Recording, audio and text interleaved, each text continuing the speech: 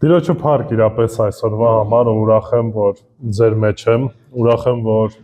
այս առիթ ունենք եւս մեկ անգամ Աստծո խոսքի շրջանակներում մտածելու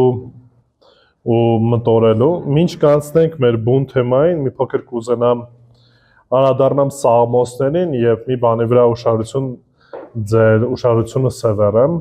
որ երբ որ մենք կարդում ենք առհասարակ Իսրայելի մասին, պետք է հասկանանք, որ Աստված ընտրեց Իսրայելը որպես առանձին ազգ եւ ինչքան էլ որ մենք հայերս համարում ենք, որ մենք ընտրված ազգ ենք, լավագույնն ենք, խելացին ենք, դա այդպես չէ եւ ազգ հասկացողություն գոյություն չունի այն առումով, որ քրիստոնյաներն են այն նոր ազգը, որ Տերը ստեղծեց։ Եվ այն խոստումները, ինչ որ Սաղմոսներում, մարգարեություններում մենք տեսնում ենք, որ ուղղված էր կոնկրետ Իսրայել ազգին, այն վերաբերվում էր Իսրայել ազգին եւ որոշ առումով մենք կարող ենք սովորել Աստծո ով լինելը այդ պարագաներում, բայց այն ուղիղ չենք կարող կիրառել մեր համար, որովհետեւ դա կոնկրետ մեզ չի գրվել։ Բայց այն ինչ որ սովորում ենք Աստծուն, ճանաչում ենք Աստծուն իմանալով, որ Աստված ողորմած է, գթած է եւ այո, եթե անհատները, եթե մարդիկ դարձի կան ապաշխարեն, Տերը կողորմի, Տերը այցելություն կանի։ Բայց այդ ձևի հասկացողություն, որ ազգը փրկվի կամ ազգը ազատագրվի, այդ ամեն ինչը վերաբերվել է Իսրայելին կոնկրետ իրավիճակում, կոնկրետ հարցերի շրջանակում, այնպես որ իրապես պետք է աղոթենք, որպեսզի մեր ազգը դարձի գա։ Իրապես պետք է աղոթենք, որպեսզի մեր հարևանները, մեր բարեկամները դարձի գան ապաշխարեն։ Բայց ազգովի դարձ կամ ասելով, որ դե մենք ընտրված ազգ ենք, Աստված էս կանի, այն կանի, դա չափազանցություն է եւ Աստծո խոսքում մենք որևիցե նման բան չենք տեսնում, այնպես որ երբ որ կարդում ենք, միշտ մեր հայացք ուշադրություն դարձնենք, թե ինչ կոնտեքստում, ինչ շրջանակում է ասված հետևյալ խոսքերը եւ ինչպես են այն վերաբերվում կոնկրետ մեզ այսօր։ Պետք է շարունակենք Թեսաղոնիկեցիս նամակի սերտողությունը, ինչ որ մի քանի ամիսներ արդեն կլինի առաջ սկսել ենք։ Հասել ենք առաջի Թեսաղոնիկեցիս 2-րդ գլուխ, ընթերցելու ենք այսօր 7-ից 12 համարները։ Բայց մինչ կանցնենք կոնկրետ 7-ից 12 համարներին, մի փոքր կուզենամ անցած համարների մի փոքր հիշեցում անենք։ Ու եթե կհիշեք, խոսում ենք թե ընդհանրապես ավետարանը քարոզելուց ինչպես պետք է քարոզենք։ Որն է այն սկզբունքները, որով որ Տեր Հիսուս Քրիստոս կանչեց մեզ, որ երբ որ ավետարանը քարոզենք, ինչպես պետք է քարոզենք։ Դրանից հետո, երբ որ Պողոս առաքյալը խոսում է ավետարանելու մասին, անդրադառնում է այս հատվածում աշակերտության։ Այսինքն, երբ որ մենք ավետարանը քարոզում ենք, ու պատկերացեք մարդը ապաշխարեց դարձի եկավ, մենք չենք թողնում այդ մարդուն ուղղակի այդ վիճակում, ասենք դե վերջ։ Փրկվեցին ու մնա այս կարգավիճակում, ես արդեն կշարունակեմ։ Չէ, ինչ ենք անում։ Սկսում ենք աշակերտել, սկսում ենք խնամք տանել, որպեսզի այդ նորածինը հավատքի մեջ նորածինը ինչ անի, սկսի աճել։ Այնպես չի, որ օրինակի համար մայրը երեխային ծննդաբերում է, ասում է դե վերջ, ես ծննդաբերեցի, արդեն իմ գործ չունեմ այդտեղ։ Երեխային թող ինքը իրանով արդեն կապրի, բնության մեջ այդպես է։ Չնայած բնության մեջ էլ տեսնում ենք որոշ օրինակներ, երբ որ կենդանիները մայրը կամ հայրը խնամք տանում են որոշակի։ Բայց այնուամենայնիվ մենք մարդիկ գիտենք, որ մեր երեխաները կարիք ունեն դաստիարակության, կարիք ունեն խնամակալության, որովհետև երեխան ինքնուրույն չի կարող կենդանի մնալ։ Շատ լավ։ Եվ հիմա արդեն երբ որ ավետարանությունից վերջացնում ենք, Պողոս առաքյալը սկսում է խոսել աշակերտության մասին, թե ո՞րն է այն աստվածահաճո աշակերտությունը, որով որ մենք էլ պետք է աշակերտենք։ Բացեք առաջի Թեսաղոնիկեցիս 2-րդ գլուխ 7-ից 12 համարներն ենք միասին ընթերցելու։ Բացեք, եթե հեռախոսների մեջ ունեք, հեռախոսով բացեք, որտեղ ուզում եմ, որ դուք ինձ հետ կարդաք, միասին կարդանք, սա կարևոր է։ Առաջի Թեսաղոնիկեցիս 2-րդ գլուխ 7-ից 12 համարները։ Թեև կարող էինք որպես Քրիստոսի առաքյալներ ծանրություն դառնալ, բայց ձեր մեջ հեզահոգի եղանք, ինչպես դայակն է կերակրում իր երեխաներին։ Այնպես էլ մենք ձեզ վերաբերվեցինք, հաճեցինք ոչ միայն Աստծո ավետարանը ձեզ տալ, այլ մեր իսկ կյանքը, որովհետև մեր սիրելիները եղաք, եղբայրներ, հիշում եք մեր վաստակն ու ջանքը, երբ գիշեր եւ ցերեկ աշխատում էինք, որպեսզի ձեզանից ոչ մեկի վրա ծանրություն չլինեինք։ Եվ Աստծո ավետարանը քարոզում էինք ձեզ, դուք ինքներդ վկա է նաև Աստված, թե ինչպիսի սրբությամբ, արդարությամբ եւ անարատությամբ եղանք ձեր հավատացյալների հանդեպ։ Ինչպես գիտեք, ձեզանից ամեն մեկին, ինչպես հայրը իր զավակների հորդորում եւ մխիթարում էինք ու աղաչում էինք, որ ընթանաք, ինչպես որ վայել է Աստծուն, որ ձեզ կանչեց իր արքայությանն ու փառքին։ Եկեք աղոթենք։ Ով բարեգութ ու ողորմած Հայր, փառք ենք քեզ տալի այս գեղեցիկ օրվա համար։ Շնորհակալ ենք ով Տեր, որ եւս մեկ օր ունենք, եւս մեկ հնարավորություն ունենք գալու քո առաջ մեծարանքով, փառաբանությամբ, աղոթքով, Տեր Աստված, եւ խնդրում ենք, որ դու այցելություն անես, որ այն ամենը ինչ որ կխոսենք, այն ամենը ինչի մասին որ կմտորենք, թող քո կամքի համաձայն լինի եւ մեր հոգիներին շինություն եւ օրհնություն լինի, Տեր Աստված։ Օգնի, որ ամեն խաչնդող հանգամանքներ մեզանից հեռու լինեն եւ կարողանանք կենտրոնանալ խոսքիդ վրա, որովհետեւ խոսքով է որ փոխվում ենք, խոսքով է որ հաստատվում ենք մեր հավատքի մեջ, խոսքով է որ շինվում ենք ու փառավորում ենք քեզ։ Ուստի դու փառավորվիր եւ դու մեծարվիր։ Հիսուսի սուրբ անունով, ամեն։ Գիտեք, երբ որ մի քանի ամիս առաջ Գևորգ եղբայրը խոսում էր Կորինթոսի եկեղեցու մասին, եւ եթե փորձենք համատել Կորինթացիներին եւ Թեսաղոնիկեցիներին, շատ մեծ տարբերություն կտեսնենք։ Կորինթոսում բավականին շատ խնդիրներ, բավականին շատ մեղքեր կային, այնինչ Թեսաղոնիկեցիների եկեղեցին այն եկեղեցին էր, որոնց որ մենք որոշ առումով պետքա ձգտենք նմանվելու։ Այո, կատարյալ եկեղեցի, կատարյալ հասկացողություն չկա, բայց այնուամենայնիվ այն ընթացքը, որ իրենք ունեին, օրինակելի էր։ Եվ պատճառը, որ Պողոս Արաքյալը գրեց նամակը, այն էր, որ շատ քիչ ժամանակ էր անցկացրել եկեղեցու հետ։ Շատ արագ հակադրություն եղավ, բավականին մեծ հալածանք եղավ եւ Պողոս Արաքյալը ստիպված եղավ դուրս գալու։ Դրանից հետո կարդում ենք, որ ուղարկում է Տիմոթեոսին, որպեսզի Տիմոթեոսը շարունակի այն գործը, բայց այնուամենայնիվ Պողոս Արաքյալը շատ բավականին անհանգիստ էր, թե ինչ տեղի ունեցավ, ինչ կլինեն եկեղեցու հետ, որը որ նոր էր սկիզբ առել եւ գրված է, որ նա ուրախացավ, երբ որ տեսավ, որ իրանք հաստատուն են հավատքի մեջ, տեսավ, որ շարունակում են ծառայություն անել եւ Պողոս Արաքյալը Թեսաղոնիկեցիներին ուղղված նամակի մեջ որոշ առումով բացում է իր սիրտը։ Խոսում է Թեսաղոնիկեցիների հետ ինչպես քնքուշ մի ծնող, որը որ ցանկություն ունի հոգ տանելու իր զավակներին, իր երեխաներին։ Եվ այստեղ անդրադառնում է աշակերտությանը եւ բացատրում է Թեսաղոնիկեցիներին, որ աշակերտությունը ոչ միայն խոսքով է սկիզբ առնում, այլ նաեւ այն ամենը, ինչ որ խոսքով ասվում է, նաեւ գործնականում այդ ամեն ինչը պետք է երևա։ Եվ համեմված, այսինքն աշակերտության հիմքը Աստծո խոսքն է, բայց այն համեմված պետք է լինի գործերով, գործնական կերպով։ Եվ այստեղ մենք կտեսնենք 5 կերպեր կամ 5 սկզբունքներ, երբ որ մենք աշակերտում ենք, որոնց որ մենք պետք է հաշվի առնենք։ Առաջինը, Պողոս Արաքյալը խոսում է այստեղ, որ իրանք աշակերտեցին քնքուշ կերպով, նուրբ կերպով, նրբանկատ եղան։ Ուզում եմ 7-րդ համարը եւս մեկ անգամ ընթերցենք։ Թեև կարող էինք որպես Քրիստոսի առաքյալներ ծանրություն դառնալ, բայց ձեր մեջ հեզահոգի եղանք։ Ինչի մասն է խոսքը գնում։ Տեսեք, երբ որ ասում է թեև կարող էինք որպես Քրիստոսի առաքյալներ ծանրություն դառնալ, ի նկատի ունի, որ այն կանչվածությունը, որ ուներ Պողոս առաքյալը Հիսուս Քրիստոսից որպես առաքյալ, ինքը կարող էր գալ եւ ծանրություն դառնալ եկեղեցու համար։ Այն առումով ծանրություն, որ քանի որ նա խոսքն էր փոխանցում, եկեղեցիներ իր հերթին պարտավոր էր ինչ անել, բոլոր կարիքները, ինչ որ Պողոս առաքյալն ուներ, հոգալու։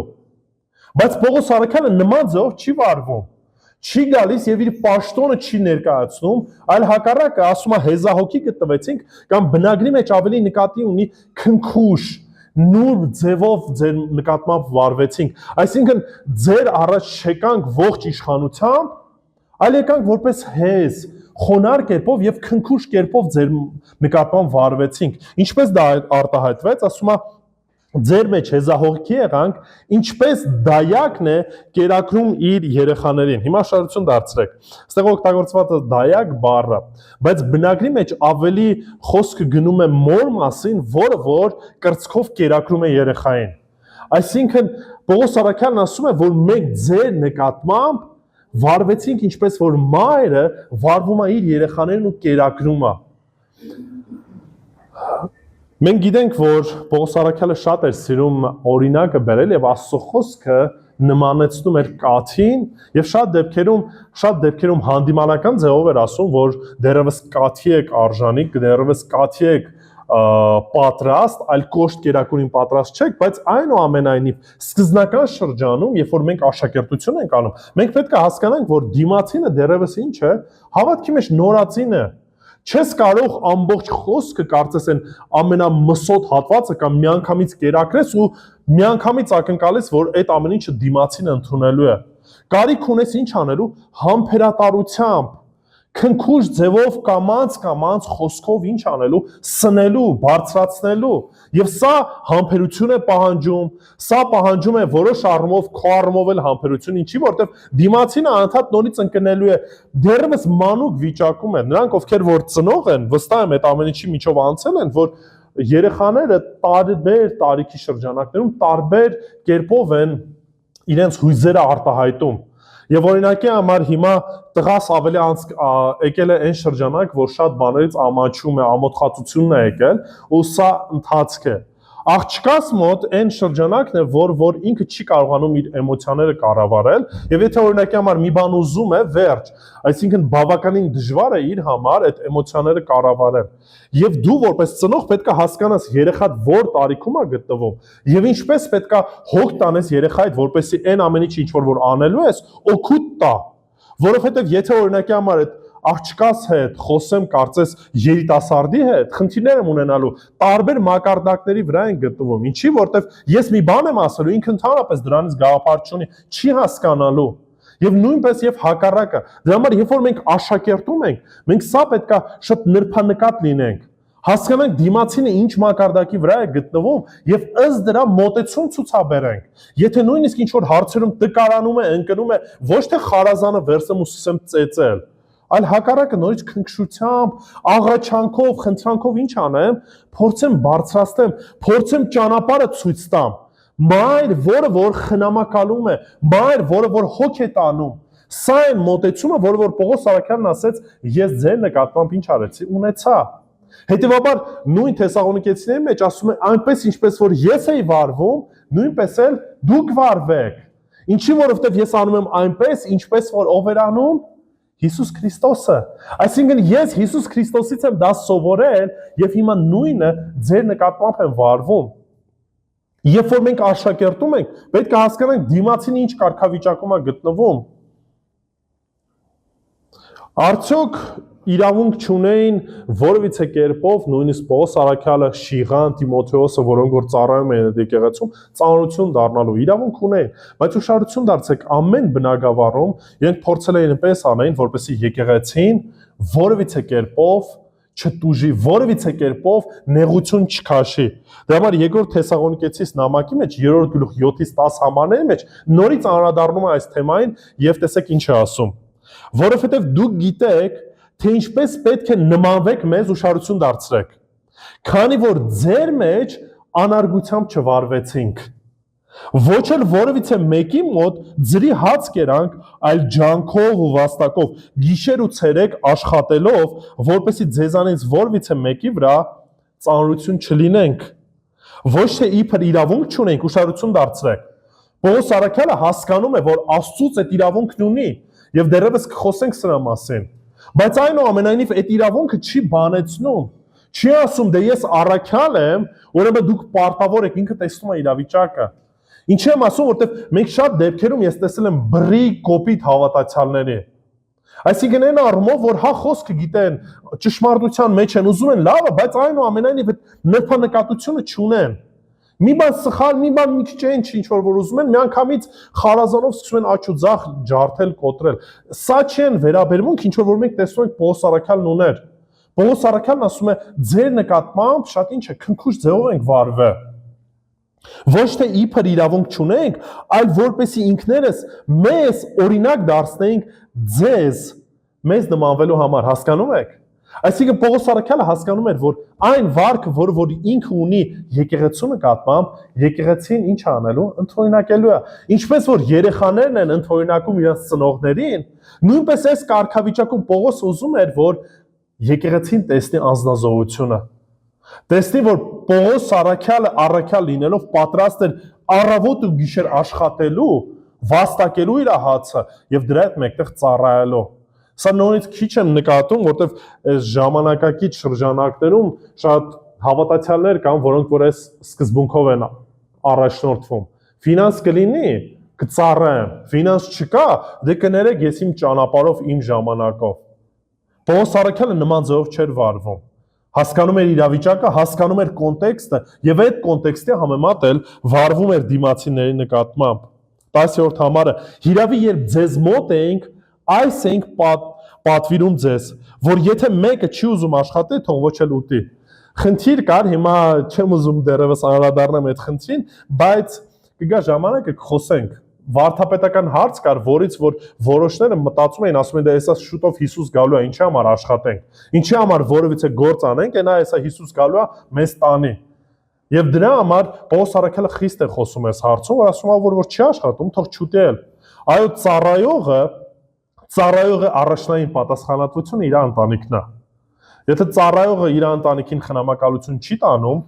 իր կնոջը երեխաներին հոգ չի տանում, Աստծո խոսքն ասում է, որ նման ծառայողը, նման հավատացյալը աշխարհիկից էլ ավելի վատ է։ Բայց սրա հետ մեկտեղ Պողոս առաքյալը այո ընտանիք չուներ, բայց զոհաբերություն էր անում, իր կյանքը լիարժեք տվել էր, որպեսզի դիմացիներին ծառայեր։ Այս ամեն ինչը պետք է բալանսավորված լինի։ Ես չեմ կարող ընտանիքս թողեմ, ասեմ դե մենակ եկեղեցուն եմ տալիս, եւ ոչ էլ հակառակը ասեմ դե ես ընտանիք ունեմ, եկեղեցի հաջողություն ես ընդհանրապես ոչ մի ժամանակ, ոչ մի բան ինձանից մի պահանջեք։ Այս ամեն ինչը պետք է բալանսավորված լինի։ Դրա հետ մեկտեղ նաեւ եկեղեցին ինչ պետք է մտածի։ Պետք է մտածի իր ծառայողների մասին հոգ տանելու համար։ Որովհետեւ եթե եկեղեցին միայն պահանջում է, բայց ինքը պատրաստ չի որևիցե կերպով աջակցելու, սրա մեջ նույնպես խնդիր կա։ Այդ խնդիրը կար Կորինթոսի եկեղեցում, բայց դեռևս կխոսենք։ Ուրեմն առաջինը, ինչպես աշակերտենք, շատ նրբանկատ ձևով, քնքուշ ձևով, հասկանալով դիմացինի կարգավիճակը, ինչ վիճակում է գտնվում, ինչ մակարդակի վրա է եւ նման ձևով աշակերտենք։ Երկրորդը պետք է աշակերտենք սիրով։ 8-րդ համարը կարդանք։ Ինչպես էլ մենք ձեզ վերաբերվեցինք, հաճեցինք ոչ միայն Աստծո ավետարանը ձեզ տալ ուշադրություն դարձրեք։ Առաջի քայլը ավետարանն էր, ավետարանեցին, փոխանցեցին Աստծո խոսքը, ճշմարտությունը փոխանցեցին, շարունակությունը, այլ մեր իսկ ինչը կյանքը։ Չի ասում մենակ ավետարանը ձեզ փոխանցեցինք եւ այսքանով սահմանափակվեցինք, այլ քանի որ հասկանում էր, որ ավետարանը տալիս է, նաեւ պատրաստ է իր կյանքը տալու։ Պատրաստ է լավագույնն անելու, որպեսզի դիմացիները այդ ավետարանը ընդունեին եւ այդ ավետարանի մեջ ինչ անեին, աճեին։ Ասում որովհետեւ մեր սիրելիները եղաք։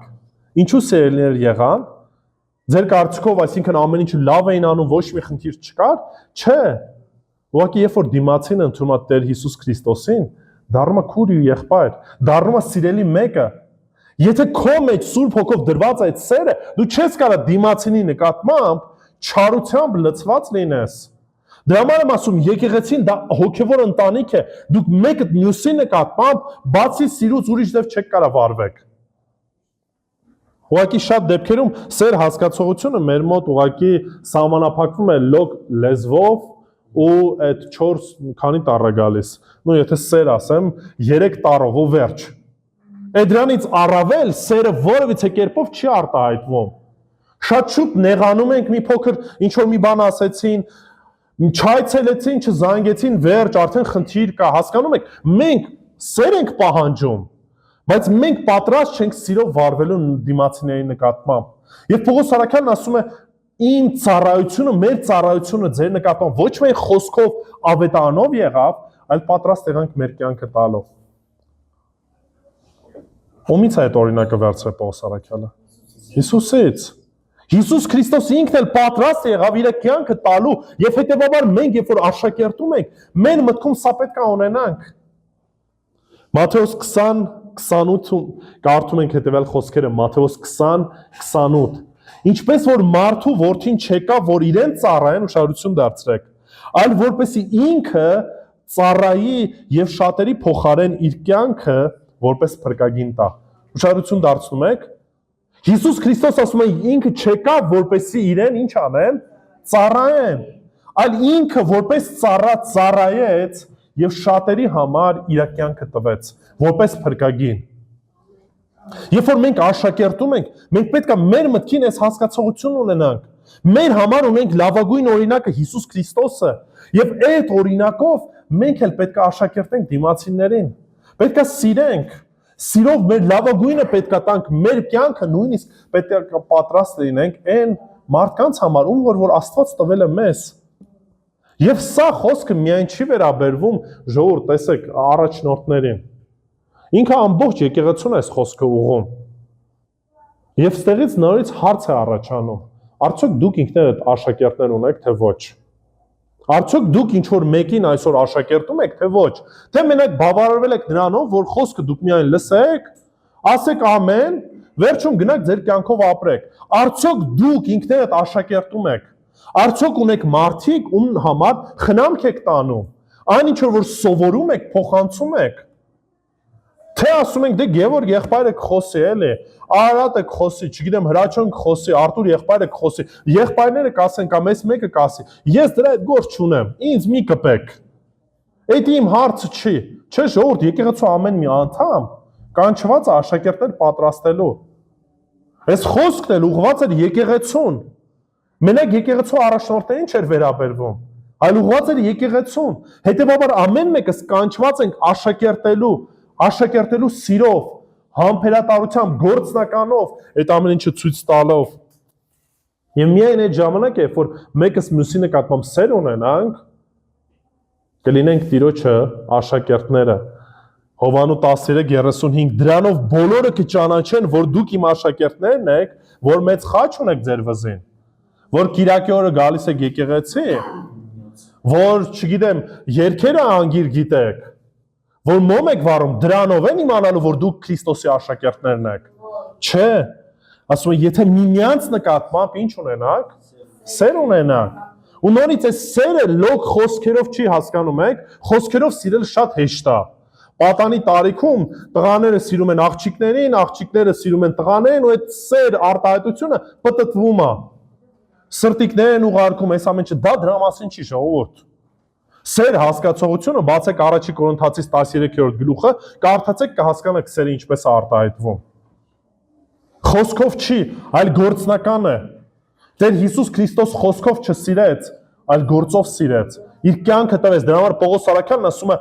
«Եկանք ձեր մոտ, ավետարանեցինք եւ պատրաստ ենք կյանքը տալու»։ Գիտեք, ինքը լուրջ էր ասում։ Ինչ էր լուրջ ասում, որտեղ շատ դեպքերում, երբ որ ավետարանն էին քարոզում, իրանց կյանքը վտանգված էր։ Շատ տեղերում քարկոծվեցին դրա համար, շատ դեպքերում բանտարկվեցին, բայց չէր կանգ առնում, հասկանում էր, որ այս իր պաշտոնն է, իր կանչվածությունն է։ Դրա համար ասում պատրաստ ենք մեր կյանքը տալու, որպեսզի ձեզ ճշմարտությունը փոխանցենք, որպեսզի ձեզ բարձրացնենք։ Այս նամակը, որ գրվել է, նորից աշակերտության մի ձև էր։ Ինքը հասկանում էր, որ ֆիզիկապես ներկա չի,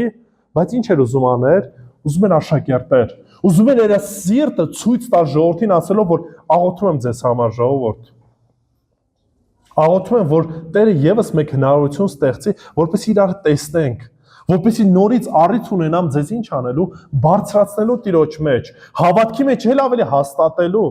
Դրա համար աշակերտության մեջ, երբ որ գնում ենք աշակերտելու, շատ նրբանկատ քնքուշ պետք է լինենք, նաեւ պետք է սիրով վարվենք։ Ամեն ինչ որ անում ենք, սիրով պետք է անենք։ Չի կարա լինի ինչ որ ստիպված, քիթ ու մռութով, ինչ որ չեմ ուզում, դե ինչ անեմ, հասկանում եք, ծառայության մեջ սա տեղ չունի, ընդհանրապես, որտեղ այս ամեն ինչը մարդկանց մասին չի, այլ Աստծո մասին է։ Այն ինչ որ անում ենք, մարդկանց համար չենք անում, ում համար ենք անում։ Աստծո համար ենք անում, Աստված շատ լավ գիտի մեր սիրտը, մեր կարգավիճակը, մեր մտքերը, մեր շարժառիթները, ամեն բան շատ հստակ գիտի։ Դրա համար շատ դեպքերում Պողոս Արաքյանն ասում էր, Աստված է վկա եւ դուք եք վկա։ Այնպես չի որ կարծեք ձեր համար ենք այդ ամեն ինչը անում։ Չէ, ուղղակի Աստծուց այս ձևի կանչվածություն ունենք։ Սիրում ենք ձեզ, դրա համար էլ աշակերտելու ենք ինչպես սիրով։ Երրորդը աշակերտեք անշահախնդիր։ 9-րդ համարը։ Եղբայրներ, հիշում եք մեր վաստակն ու ջանքը, երբ գիշեր ցերեկ աշխատում էինք, որպեսզի ձեզանից ոչ մեկի վրա ծանրություն չլինեինք եւ Աստծո ավետարանը քարոզում էինք ձեզ։ Միակ շահը ինչ որ Պողոս Արաքյալն ուներ Հիսուս Քրիստոսն էր։ Ու այն ինչ որ ասում է գիշեր ու ցերեկ, մի կարծեք որ իրոնիա է կամ ավելի ինչ որ ծայրահեղացնում է այդ ամեն ինչը։ Այդ մարդիկ տեսնում են։ Պողոս Արաքյալը վրանագործ էր, վրան էր կարում։ Եվ այո, գիշեր ու ցերեկ աշխատում էր, որպեսզի ինքը վաստակեր, որպեսզի խնդիր չլիներ դիմացինի համար։ Արդյոք ինքը արժանի չէր, որպեսզի եկեղեցին իրան օգներ։ Արժանի էր։ Իրապես Աստծո խոսքն է դրա մասին շատ հստակ ասում, եւ Տիմոթեոսին օրինակի համար 5-րդ գլուխ 18 համարի մեջ նույն Պողոս Արաքյալը գրում է հետեւյալ խոսքերը, որովհետեւ գիրքն ասում է. «Կալը անող եզան դունչը մի կապիր, եւ մշակը արժանի է իր վարձին»։ Դրանից հետո որոշ առում մեկնաբանում ասում ինչ է կարծում։ Աստված եզան մասին էր մտածում կամ կենթանու մասին էր մտածում։ Չէ, սա օրինակ էր, որ այն մեկը, որ ծառայում է խոսքի մեջ, այն որ ձեզ ճշմարտությունն է փոխանցում, այդ մեկը արժանի է, որպեսզի եկեղեցին ինչ անի, պահի իրան։ Մի հովիվ եմ ճանաչում, որ անընդհատ սրանով գլուխ է գովում, ասում է եկեղեցուց մի կոպեկ չեմ վերցրել։ Հասկանում եք, խնդիրը դա գլուխ գովալու բան չի։ Այսինքն եկեղեցին այնաշան թույլ ու տկար վիճակում է գտնվում, որ քանի տարի է մարդը ծառայում է եկեղեցուն, եւ եկեղեցին որևիցե կերպով հոգ չի տանում իր եկեղեցու առաջնորդների մասին։ Սա պարծանքի բան է, չէ, պարծանքի բան չի։ Հակառակը եկեղեցին պետք է ինչ անի, շահագրգիռ լինի, որպեսզի եկեղեցու առաջնորդները որևիցե բանի կարիք չունենան, ինչու՞։ Որպես էլ ավելի կենտրոնանան խոսքի ու ծառայության վրա, որտեղ ինչքան ժամանակ տրամադրեցին խոսքին, ինչքան ժամանակ տրամադրեցին աղոթքին, ինչքան ժամանակ տրամադրեցին այցելություններին, դրանից ով է շահելու։ Եկեղեցին։ Եկեղեցին։ Դրա համար եմ ասում, այս շրջանակում պետք է զգուշ լինենք, բայց Պողոս Արաքյալն այս ամեն ինչը անում էր անշահախնդիր։ Ինքը նույնիսկ դրա մասին չէր մտածում։ Ինչի որտեվ հասկանում էր, որ ամեն ինչ ինչ որ անում Աստծո առաջ է անում։ Չէր բողոքում, չէր տրտնջում, ու գիտեք խնդիրը ինչումն էր։ Կորինթոսում էլ, երբ որ Կորինթոսում ինքը ծառայություն էր անում, որևիցե կերպով եկեղեցուց գումար չէր վերցնում։ Բայց տարբերություն կա Կորինթոսի ու Թեսաղոնիկեցիների մեջ։ Կորինթոսի եկեղեցին բավականին հարուստ եկեղեցի էր, ինչի որտեվ բավականին շարժ կար, առևտուր կար, ընթաց կար, դրա պատճառով համ հարուստ էին, դրա հետ մեկտեղ նաև բավականին մեղքերի մեջ էին ընկած։ Պողոս Արաքյալը իրանցից գումար չէր վերցնում, ինչի որտեվ հասկանում էր, որ կան ընդդիմախոսներ ու ասելու են, որ տեսար Պողոս, դու գնացել ես ընդ քո շահի համար, որպեսզի գումար ստանաս։ Ու մարդիկ էլ կային նրանք, ովքեր որ կգային Կորինթոս, կասեին մենք ծառայեցինք, դե հիմա մեզ վճարեք, ինչպես որ Պողոսին էիք վճարելու։ Կորինթոսը ինչ էր ասելու։ Ասելու էր եկեղեցին, բայց գներես մենք Պողոսին որևիցե կերպով գումար չենք տվել։ Ու նման ձևով պաշտպանում են ինքը եկեղեցուն, որպեսզի այն մարդիկ, ովքեր որ շահադիտական նպատակներով էին գալու ծառայելու, հանկարծ ու հանկարծ չգային այդ ինչի, որտեվ ինքը նորից մտածում էր Կորինթոսի եկեղեցու մասին։ Բայց Թեսաղոնիկեցիների վիճակը ուրիշ էր։ Իրանք հարուստ չէին, այլ հակառակը աղքատ էին, որոշ առումով տկար էին, այսինքն ֆինանսական առումով այդքան հնարավորություն չուներ, դրանից հասկանալով չէր ուզում, որ դիմացիների նկատմամբ բեռ լիներ։ Հասկանում եք տարբերությունը։ Կորինթոսում պաշտպանում էր, որպեսզի շահադիտական նպատակներով այլ քարոզիչներ չգային մտնեին, ստեղ մտածում էր իրանց մասին, որտեղ դրա կարիքը ունեն։ Մարդիկ ուղղակի նեղության մեջ էին։ Սակայն կկարդանք դեռևս կհասնենք այդ նեղության մեջ գրված է, որ պատրաստ էին մինչև վերջին իրենց կոպեկը տային, որպեսզի օգնեին եղբայրներին։ Հասկանում եք, հոգու մասին է խոսքը գնում, այդ տարբերության մասին է խոսքը գնում։ Եկեղեցին եւ առաջնորդը, երբ որ ունեն այս տրամաբանությունը, այս հասկացողությունը, ամեն ինչ լավ է ընթանալու։ Ամեն ինչ լավ ընթացքի մեջ է լինելու։ Ինչի, որովհետև թե Պողոս Արաքյալը հասկանում էր, որ ինքը պետք է աշակերտի շատ նուրբ, քնքուշ ձևով, սիրով, առանց շահախնդրության, եւ եկեղեցին էլ այդ ամեն ինչը ինչ էր անում, տեսնում էր, որ ամեն ինչը գնահատում էր։ Ու այդ ամեն ինչի մեջ Տերն է փառավորվում, որտեղ այս ամեն ինչը ժողովուրդ մեր մասին չի։ Մեր մասին չի։ Այս ամեն ինչը Տեր Հիսուս Քրիստոսի մասին է, որտեղ եկեղեցին պատկանում է Տեր Հիսուս Քրիստոսին։ Եվ մենք իրան ունենք որպես լավագույն օրինակ։ Դրա համար այն ինչ որ Պողոս Արաքյալն անում էր, ասում էր ինձանից կրկնօրինակեք, որտեղ այս ամեն ինչը ես ումից եմ սովորել, Հիսուսից եմ սովորել։ Հիսուսից եմ սովորել։ Դրա համար աշակերտներին ասում էր գնացեք ու ավետարանը քարոզեք ու դրա համար փող չվերցնեք։ Գումար չվերցնեք, ձրի ստացել եք, ձրի էլ փոխանցեք։ Հիսուսից էր այդ ամեն ինչը որ սովորել են։ Չնայած դրա հետ մեկտեղ ասում են եթե կկերակրեն, սեղան կդնեն, նստեք, կերեք։ Այդ ընտանիքում մնացեք, ինչի որտեվ դուք արժանի եք այն ամենի ինչ որ անում եք։ Դրա համար կա երկու ծայրահեղություն։ Մի ծայրահեղությունը սա է, որ եկեղեցին թքած ունի իր առաջնորդների վրա, որևիցե կերպով հետաքրքրված չի,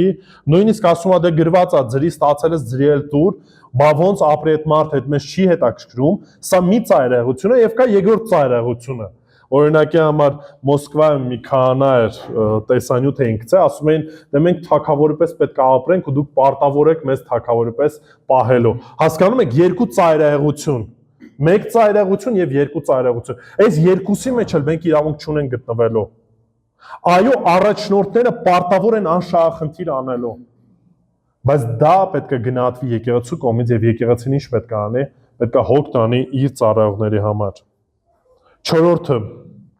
ինչպես պետք է աշակերտենք, պետք է սրբությամբ աշակերտենք։ 10-րդ համարը։ Դուք ինքներդ վկա եք, հիմա ուշադրություն դարձրեք, վկա կոչումը եկեղեցուն, որ այդ ամեն ինչը ձեր առաջ է տեղի ունեցել։ Բայց չի սահմանափակվում մենակ սրանով, ինչի որտեվ իր գլխավոր նպատակը Աստված է եւ այն ինչ որ անում է, Աստծո առաջ է անում։ Վկա է նաեւ Աստված, թե ինչպիսի սրբությամբ, արդարությամբ ու անարատ եղանք ձեր հավատացյալների հանդեպ։ Սա որոշ առումով կապված է այդ ոչ շահադետական ձևերով մոտենալու, բայց ամեն առումով ասում է սրբությամբ մոտեցանք, աշակերտեցինք, որպեսզի որևիցե կերպով ամեն առումով Տերը փառավորվի։ Կան դեպքեր հիմա, բայց այնուամենայնիվ լինում է, երբ որ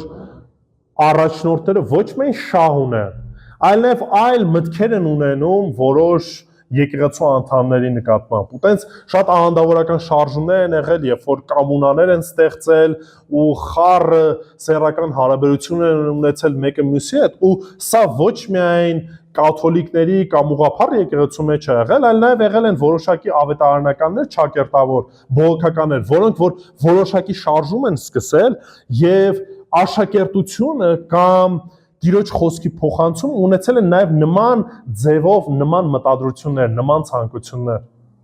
Պողոս Արաքյալն ասում է, այն ինչ որ ձեր առաջ արել ենք, վկա եք դուք,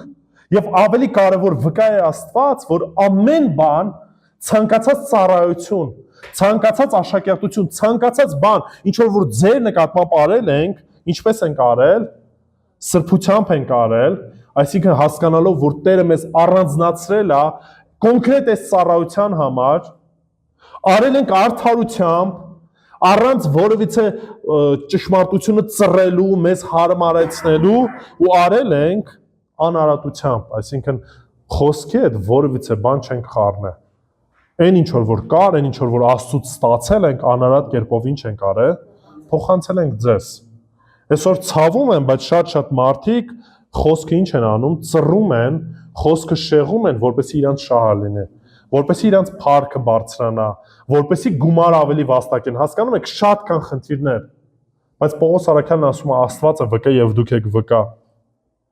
Դրա համար մի քանի համար առաջ, այսինքն 4-րդ համարում հետեւյալ խոսքն է ասում Պողոս Արաքյալը առաջ Թեսաղոնիկեցիս 2:4, այլ ինչպես մենք Աստծուց ընտրվեցինք, ուշադրություն դարձրեք։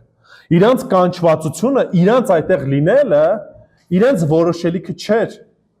այլ Աստված էր, որ իրենց ընտրել էր այդ ծառայության համար, որ ավետարանը մեզ վստահվի, այնպես էլ քարոզում ենք։ Ուշադրություն դարձրեք, ոչ մարդկանց հաճո լինելու, այլ ում հաճո լինելու, այլ Աստծուն։ Սա է մեր գերագույն նպատակը։ Այնպես չի, որ այս ամեն ինչը անում ենք, որպեսզի ձեզանից ծափողջուններ ստանանք, ասեք ապրեք։ Նույնը նման ձևով վարվում են փարիսեցիներն, ասում են իրանց փառքը ստանում են, կամ իրանք ինչ որ փնտրում են, դա ստանում են, ինչպես են ստանում, ժողովուրդը մեծարում էր իրանց, ասում են սուրբեր են։ Աղոթք են անում, ծոմ են պահում, տասանորդ են տալի, հասկանում եք։ Մարդկանցից այդ փառքը ստանում էին, բայց Աստծուց այդ ամեն ինչը ընդունելի չէր։ Ինչի՞, որովհետև փառքը մարդկանց էին ընտրում։ Ստեղ ասում է, մենք Աստծուց կանչվեցինք եւ այն ամեն ինչ որ անում էինք, ոչ թե մարդկանց համար ենք անում, այլ Աստծո համար ենք անում, որ մեր սրտերը քննում է ուշադրություն դարձրեք։ Ինքը վստահ ասում Աստված մեր սիրտը քննում է։ Աստված գիտի մեր շարժառիթները, գիտի մեր ամեն մի քայլ, Աստված ամենատեսը, ամենագետը։ Չեք կարող մի բան անեք, որը որ թաքնված լինի Աստծուց։ Ասեմ ավելին։ Նույնիսկ Աստված ձեզ ավելի շատ է ճանաչում, քան թե դուք ինքներդ ձեզ եք ճանաչում։ Աստված շատ ավելի գիտի ձեր շարժառիթները, ձեր քայլերը, քան թե դուք ինքներդ ձեզ։ Դրա համար այո, դեպքեր են լինում, որ պետք է ասենք Տեր Աստված, փոխի սիրտս, օգնի, որպեսզի շարժառիթներս լիարժեք մաքուր լինի, ինչի որտեղ շատ դեպքերում խառնված են լինում։ Այո, համ Աստծո համար ենք անում, համ որոշակի մեր փառքի համար ենք անում, ուրիշ ակնկալիքներ ենք ունենում։ Այո, մենք այդ ձևին ենք, դեռևս մարմնի մեջ ենք, մեղավոր ենք։ Կատարյալ մարդ չկա մեկը։ Բայց պետք է հասկանանք այս ամեն ինչը, պետք է ձգտենք, պետք է աղոթենք, որպեսզի Աստված ինքը մեր սրտերը քննելով ինչ անի, փոխի։ Դրա համար Դավիթ թագավորը Սաղմոսներում ասում է. «Տեր քննի սիրտս ու տես, արդյոք դառը արմատ կա թե չէ»։ Ինչի որտեվ ինքը չի կարող քննի։ Մենք չենք կարող քննենք մեր կյանքը, մեր անձերը։ Ինչի որտեվ այնուամենայնիվ մեր եսը նստած է։ Դրա համար պետք է խնդրենք, որպեսզի Տերը մեր սիրտը փոխի, որ այն ծառայությունը, ինչ որ անում ենք, սրբությամբ վարվենք։ Սկսենք նրանից, որ նուրբ վարվենք, նուրբ վերաբերվենք մարդկանց նկատմամբ։ Մարդկանց հոգիները թանկ են։ Չեմ կարող ուղղակի սենց բռի կերպով արհամարական ձևով վարվեմ։ Երկրորդը ինչպես որ ծառայում եմ, պետք է ծառայեմ սիրով վարվեմ։ Անշահախնդիր կերպով, նույնիսկ խնդրեմ, որպեսզի Տերը ամեն մի շահը, ամեն մի բանը հանի։ Չորրորդը սրբությամբ վարվեմ, առանց ետին մտքեր ունենալու, առանց մեղքի ցանկության, եւ վերջինս իրեններ։ Աշակերտեք հայրաբար 11 ու 12 համարները։ Ինչպես գիտեք ձեզանից ամեն մեկին, ինչպես հայրը իր զավակներին, հիմա ուշադրություն դարձեք այդ ընթացքին։ Ինքը սկիզբը սկսեց, որ ինչպես արեց, որպես կատ տվող մայր, մայրը, որ ծնունդ տվեց եւ ինչ է ատեղ ունենում, մենք տեսնում ենք ընթացք։ Մենք տեսնում ենք, որ երեխան քանի մեծանում է, արդեն պահը գալիս է հայրաբար, նկատի ունենք արդեն ուղղություն ենք տալիս եւ ինչ ենք անում, թույլ ենք տալի, որպեսզի երեխան ինքը արդեն սկսի ինչ անել, քայլեր անել։ Չի կարող երեխան անընդհատ մնա այն կաթի մակարդակին, անընդհատ կաթ ու որևիցե ձևով երեխային sense պաշտպանում են չափից ավելի։ Ու երեխան ուղղակի դառնում է մամայի բալա։ Արդեն 18 տարեկանը, 20 տարեկանը պետք է ամուսնանա, բայց դեռևս մամայի բալա է։ Մամային է հարցնում, կնոջս նկատմամբ սենց, նենց, այսինքն այդտեղ խնդիրներ են լինում։ Նույնն էլ հավատացյալների կյանքում։ Որոշները կան դարձի եկան, ապաշխարեցին, բայց չեն աճում, մանուկ են։ Մինչև հիմա այն մանր-մունր բաների հետևից են ընկած ու դեռևս չեն հասկանում, աճը ձախից չեն տարբերվում, չեն հասկանում որն է ճիշտ, որն է սխալ։ Բայց երբ որ կա ճիշտ ընթացք, երբ որ կա ճիշտ աճ, պահը գալիս է, որ արդեն պետք է աշակերտենք հայրաբար։ Աշակերտությունն ունի ընդհանրապես 3 этап։ Առաջինը դա է, որ ուսուցիչը սովորեցնում է կամ ցույց է տալի, աշակերտը ինչ է անում, նայում է։ Երկրորդ этаպը, երկրորդ շրջանը, սա է, որ աշակերտը եւ ուսուցիչը միասին են այդ ամեն ինչը անում։ Ուսուցիչը թույլ է տալի, որպեսզի աշակերտը մասն ունենա այդ գործին։ Եվ գալիս է նաեւ երրորդ շրջանը,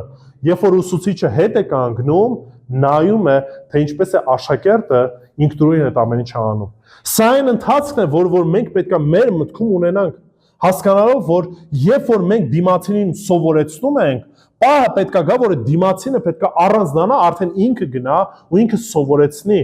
Մենք անընդհատ չենք պահում ձեռքները բռնած, հույս չունենալով։ Այո, գուցե քեզնից մի փոքր թույլ կանի, մի փոքր տկար կանի որոշ առումով, բայց ոչինչ, թողեք թող անի, որտեղ նույն Սուրբ Հոգին, ինչպես որ ձեր մեջ է գործում, նույն կերպ էլ իր մեջ է գործելու։